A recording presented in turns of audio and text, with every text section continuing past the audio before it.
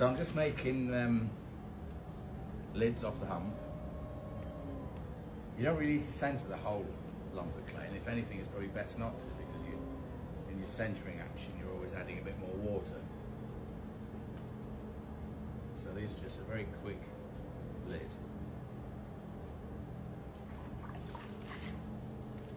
These are for the garlic jars.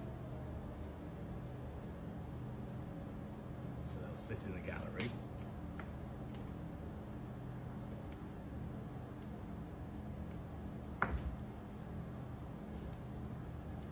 One of the smallest things I make.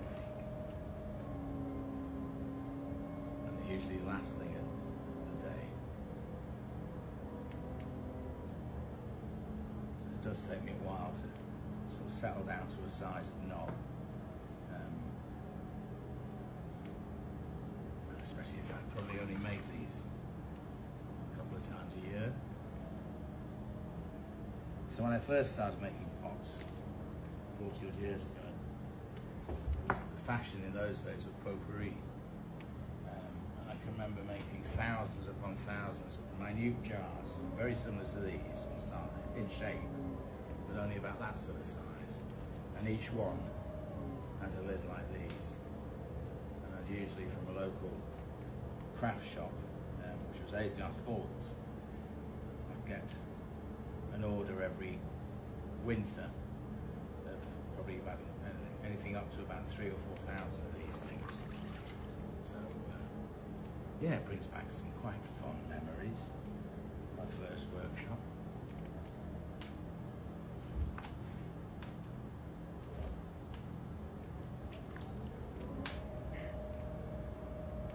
So just bring up whatever clay you need,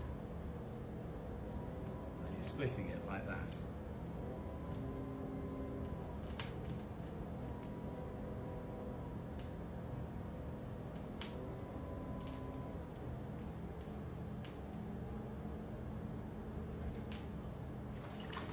Out.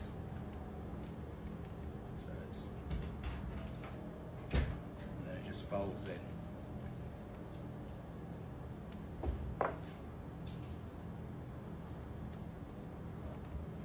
So you don't really measure them because there's, the pots themselves, I don't measure the size of the pot when I'm making. They just, as it were, what we used to call ATRs, as they rise.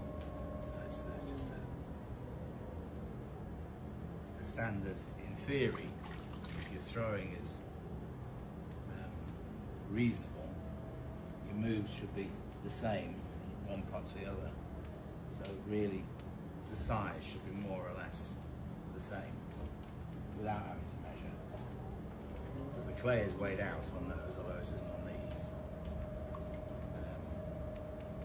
But you'll get a you'll get enough